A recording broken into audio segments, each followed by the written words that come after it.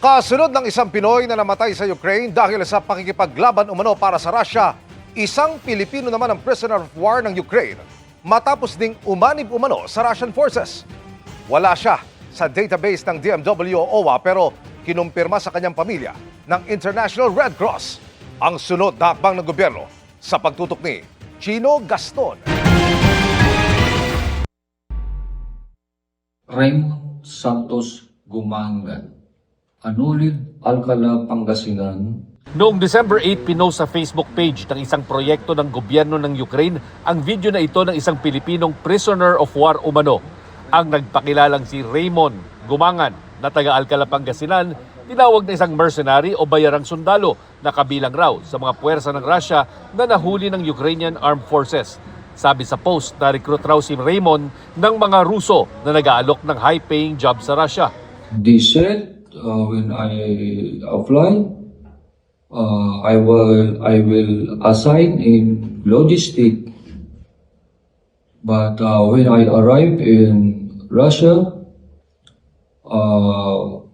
I was assigned in carpenter. A site contract, they give me 400,000 rubles. And how much your salary was in months? I don't know what is the exact, but I think 200,000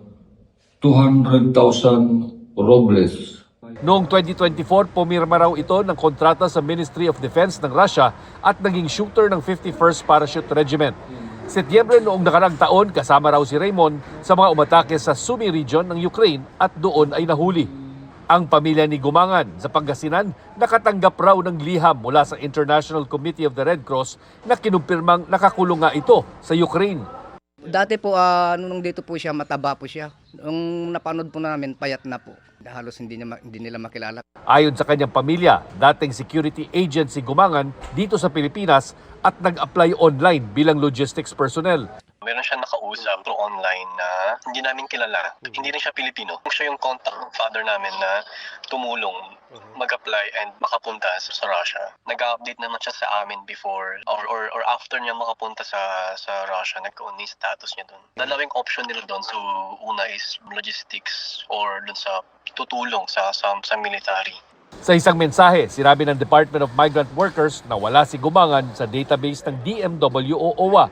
Makikipag-ugnayan raw ang ahensya sa Department of Foreign Affairs para malaman kung paano nakaalis ng bansa si Gumangan at kung paano ito ligtas na maibabalik sa bansa. Noong nakaraang linggo lang, iniulat ng military intelligence ng Ukraine, may isa pang Pilipinong mercenary na napatay naman sa engkwentro ng Russia at Ukraine.